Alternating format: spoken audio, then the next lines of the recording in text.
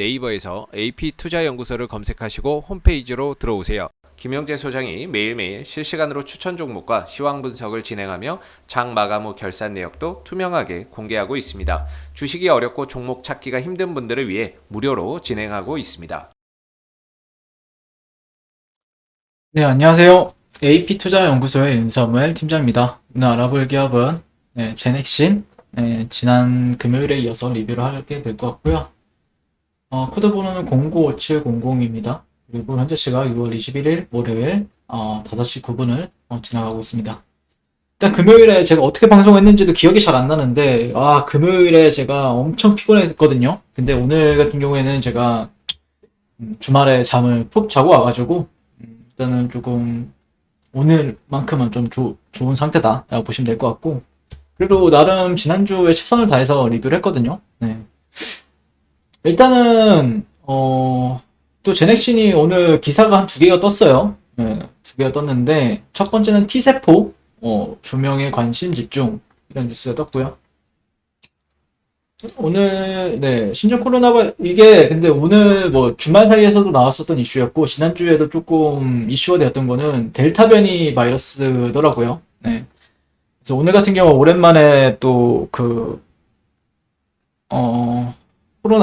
코로나 그 진단 키트들이 오랜만에 반등을 하는 흐름을 보여줬죠. 대표적으로 시젠, 휴마시스, 바이오스마트, 이런 종목들이 조금 한 10시 반에서 12시 사이에 조금 많이 움직였던 것 같고요. 인도발, 유럽을 중심으로 제가 좀 놀랬던 게, 여기 나와 있는지는 모르겠는데, 영국에서 이제 백신 접종률이 아마 80%가 넘는다라고 들었었거든요. 근데, 그럼에도 불구하고, 하루 확진자 수가 1만 몇천 명이 나왔다고 하더라고요. 그래서 좀, 생각보다 물론 백신을 맞긴 해야 되지만 조금 이 바이러스 자체는 어떻게 없애기가 힘들구나라고 좀 느꼈어요. 네. 그래서 델타 변이 확산의 각국에 다시 방역의 고삐를 쥐고 있다. 물론 아마 오늘 나왔던 뉴스를 좀 제가 이제 뭐 다양하게 제가 또 제약바이오 쪽에 리뷰를 하고 있잖아요.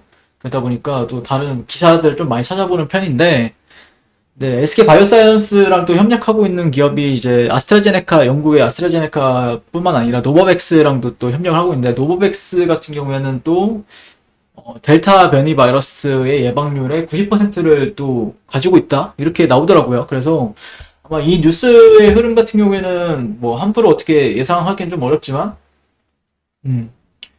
뭐 델타 변이 바이러스가 확산세가 있으니까 막 제넥신이 막 드라마틱하게 올라갈 것이다, 이렇게 얘기를 하기보다는 조금 어떤 흐름으로 뉴스가 나오는지를 좀 봐야 될 것 같아요. 네. 일단 뭐 제넥신 같은 경우에도 제가 보는 관점에서는 뭐 바닥 다지는 시간이 좀 걸릴 수 있는데, 절대 나쁜 백신은 아닐 거라고 생각을 하고 있거든요. 네, 지난 시간에도 말씀을 드렸다시피. 네.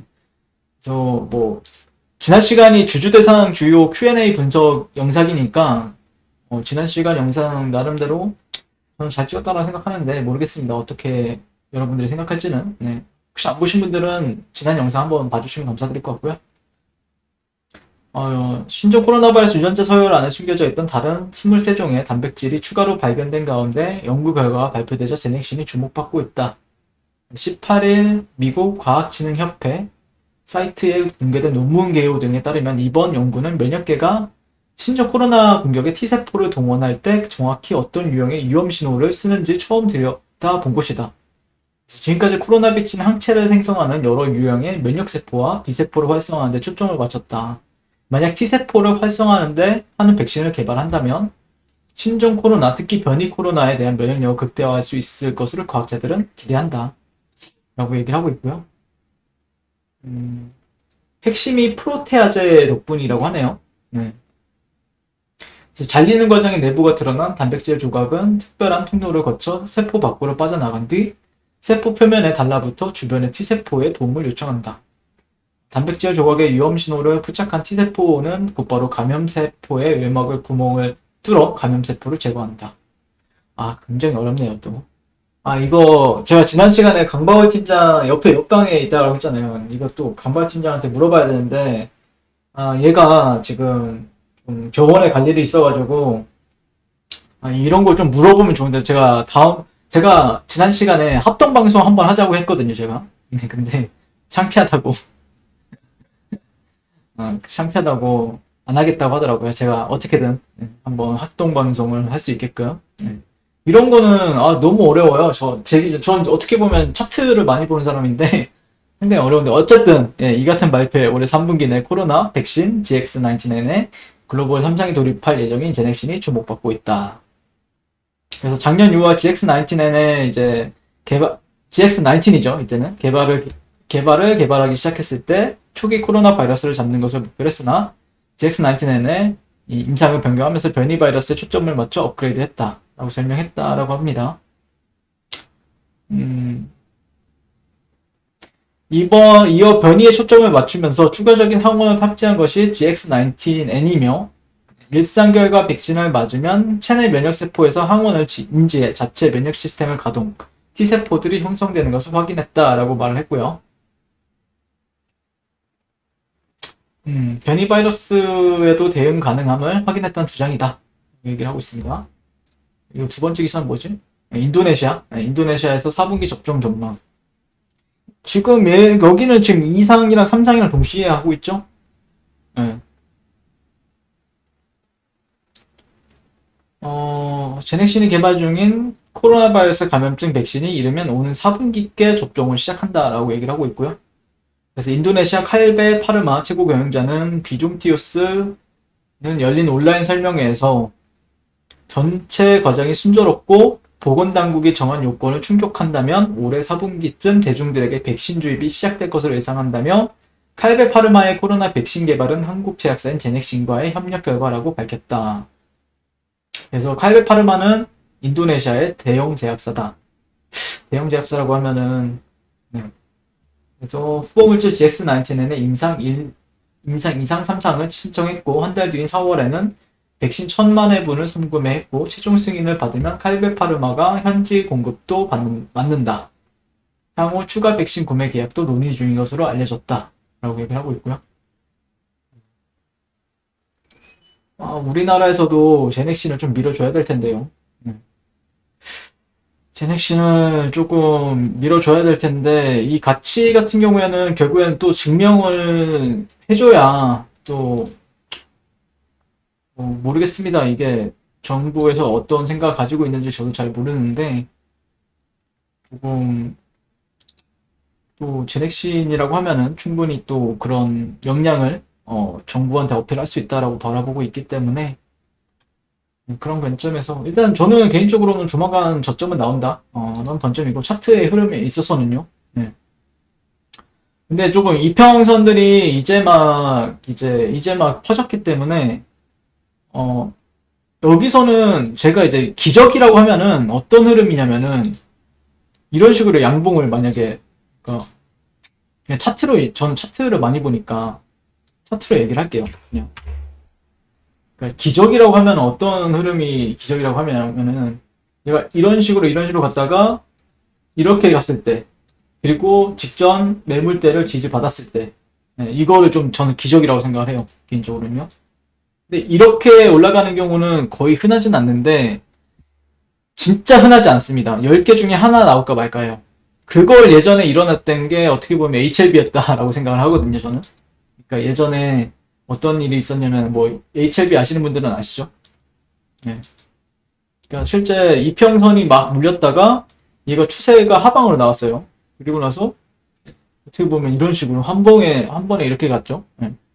물론 지금은 약세죠. 약세이긴 한데 그러니까 이런 경우를 저는 좀 기적에 가까운 사이클이다라고 생각을 하고 있고 제넥신 같은 경우에는 글쎄요. 제넥신 같은 경우에도 뭐 일정 지지 라인은 가지고 있거든요. 얘도 일정 지지 라인은 가지고 있는데 그런 지지 라인에 있어서 조금 이런 지지 라인인가? 아닌데. 일단은 이 지지 라인 너무 밑에 있네요. 네. 너무 밑에 있어가지고 근데 이것도 뭐 닿은 적이 그렇게 많이 없어서 두 번밖에 없잖아요. 이거는 그러니까 두 번 정도는 만들어졌으니까. 그런데 1차적으로는 저는 조금 최근 그러니까 얘가 그 뭐 백신으로 기대감을 가졌던 자리가 이 구간이죠. 네, 이 구간이고 주가가 좀 바닥을 다졌던 구간이 이런 라인이죠.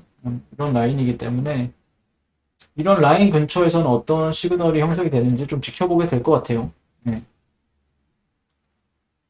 그 백신으로 기대감을 받기 전에가 여기에서 움직였던 가격대이기 때문에 조금 더 횡보를 어떻게 하는지 지켜보게 될 것 같고요. 근데 뭐 백신이 중요하긴 하죠. 네, 백신도 중요하고 그 다음에 또 얘가 가지고 있는 모멘텀 같은 경우에도 자체적으로 또 있기 때문에 이런 자리들에서 어떻게 조금 바닥을 형성하는지 좀 지켜보게 될 것 같고요. 그렇다고 해서 뭐 급하게 매매할 필요는 없는 것 같고요. 어느 정도 좀 시간이 걸릴 수도 있기 때문에 그러니까 이게 어떻게 보면은 기적에 가까운 거라고 보시면은 실제 많은 종목 같은 경우에 이런 식으로 좀 횡보를 보여주는 게 일반적이거든요. 그래서 뭐 무조건 횡보할 거다라고 생각을 가지기보다는 조금 더 관찰을 하면서 관찰하면서 좀 지켜보는 게 맞지 않을까. 근데 캔들 시그널은 나쁘진 않은 것 같아요. 지금 일단 주봉 같은 경우에 이렇게 장대 음봉으로 떨어졌었는데 그걸 이겨내는 도지 캔들. 네. 근데 이거 하나만 가지고 와 매수세가 강하다라고 말할 수는 절대 없죠. 네, 그렇기 때문에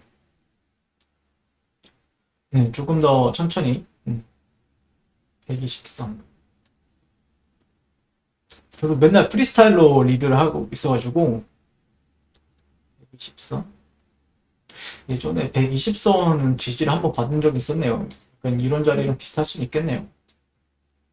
근데 추세가 반전이 되었다라고 말하기 위해서는 조금 시간적인 요소가 좀 필요할 수 있어요. 아니면 강력한 매수세가 뭔가 발생을 한다든지. 조금 이런 자리보다 더 발생이 좀 강하게 돼야 될 필요가 있죠. 매수세가. 그러면 기준이 뭐가 되냐면은 결국 직전 고가거든요. 아, 얘가 여기를 넘어섰다라고 하면은 아니면은 여기에 근처까지 갔다가 조정을 받는다. 그러면은 뭔가 추세 반전이 충분히 일어날 수 있는 흐름이 발생이 될 수 있고요.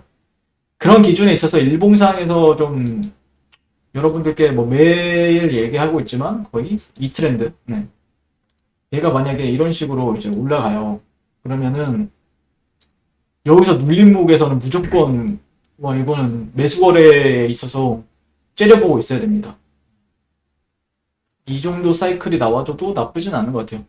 근데 지금은 어떻게 보면은 저가를 여기서 이제 어디서 형성을 해가지고 저가 공략이죠. 여기 자리는 저가 공략이고 여기 자리는 추세 추종에 있어서 시세가 반전이 될 수 있을 만한 자리를 찾는 거고 여기 지금 자리는 저가로서 공략이 가능한가 가능하지 않는가를 바라보는 구간이기 때문에 여기랑 이 자리랑 완전 다르죠.